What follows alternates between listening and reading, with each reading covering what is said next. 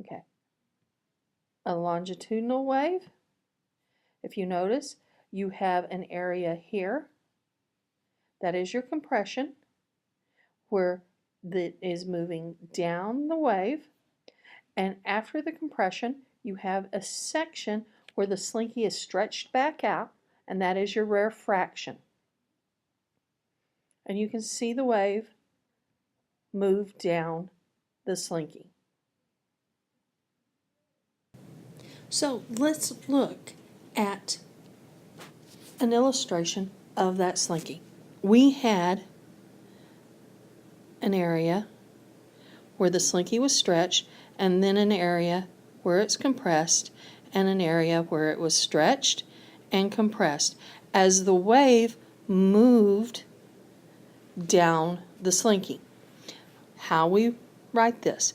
This right here is an area of compression.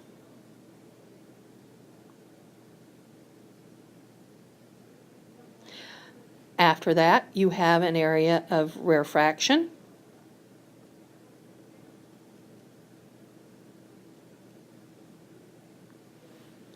This also would be your area of rarefaction. It would be here and here.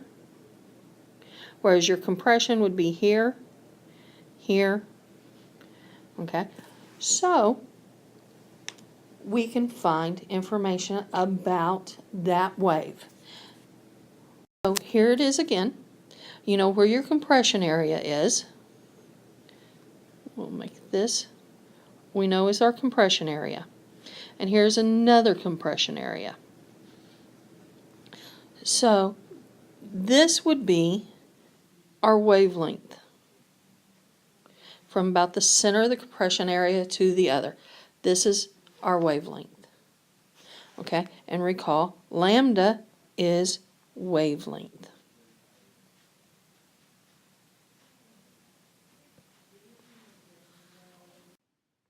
The next type of wave is a transverse wave. Transverse wave, you notice, you're moving up and down, or perpendicular, the wave is, to the direction of motion.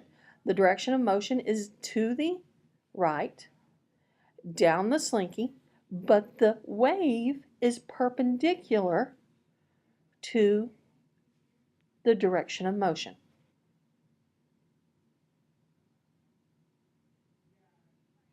The other type of wave we saw is a transverse wave.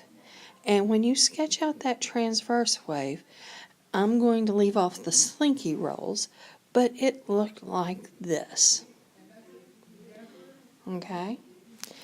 Now, if we took our transverse wave and make a line down the center where there's no movement, this is called our equilibrium.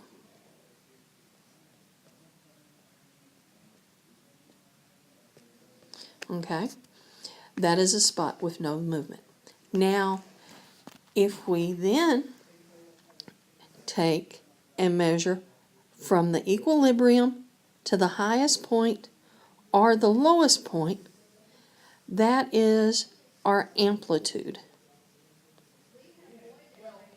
Amplitude is the amount of energy we place into that wave to send it down the path.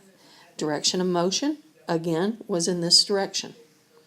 We also know with that wave from the highest point to the highest point will be one wavelength.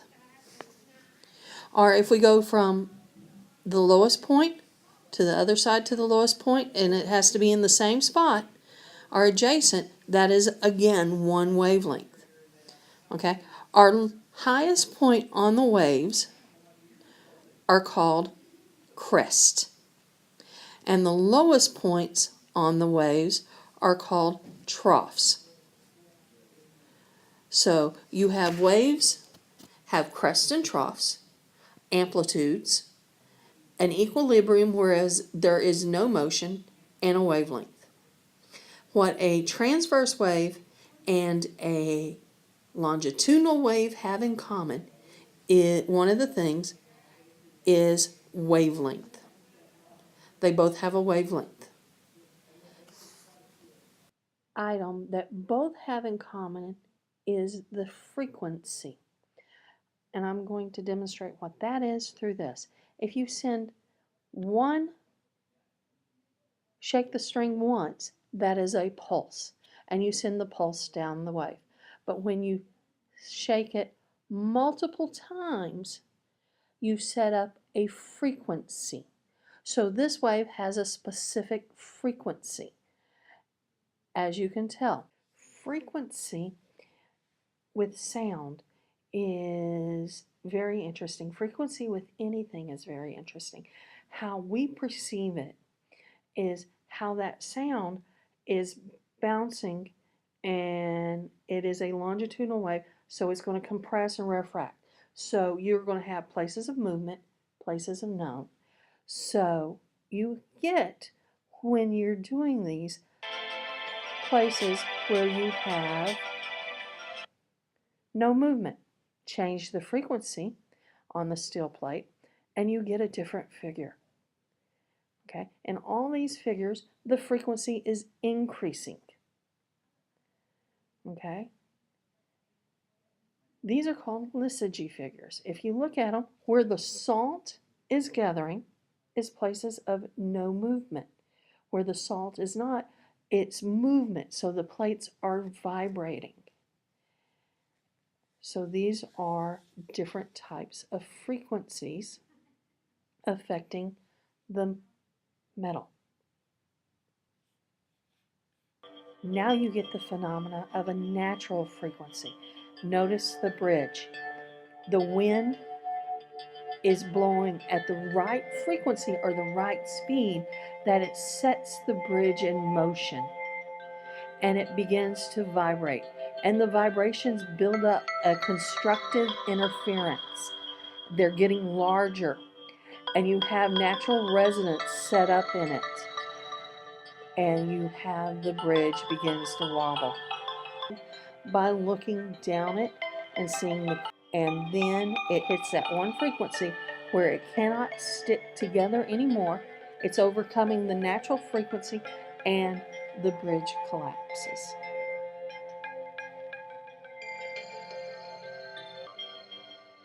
In Tacoma, Washington, outside of Seattle.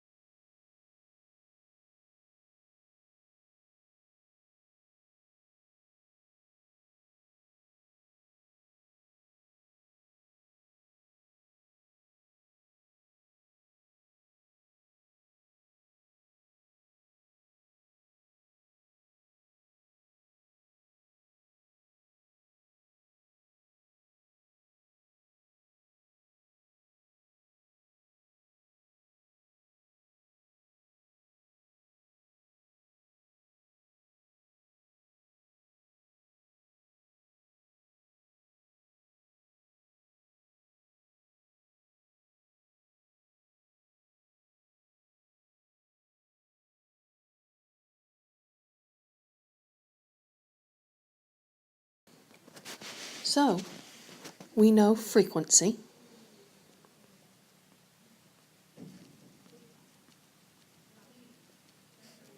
is equal to the number of waves over a unit of time. And that time is our period. How often does it occur? So the formula is F equals 1 over capital T. Okay, so that means period is equal to 1 over the frequency. It is the time for a number of waves. Okay, and period has units of seconds.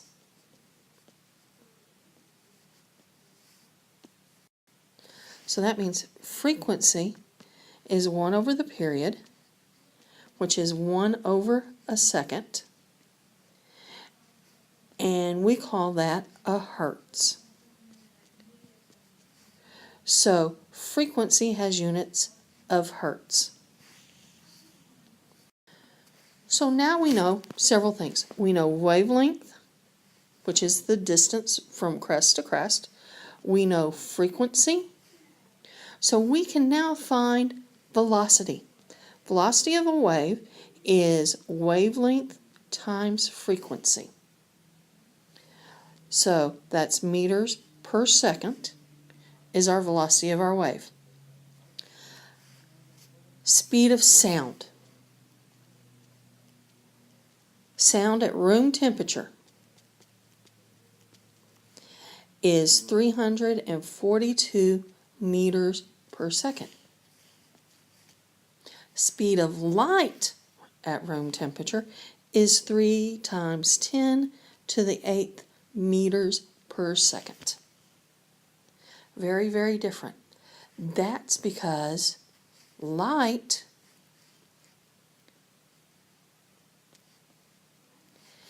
is an electromagnetic wave. It does not require a medium to go through. Whereas sound, we need something for it to transfer through. Sound cannot go through a vacuum. It cannot travel through space. Radio waves can travel through space because radio waves is an electromagnetic spectrum, and we will talk about those next time.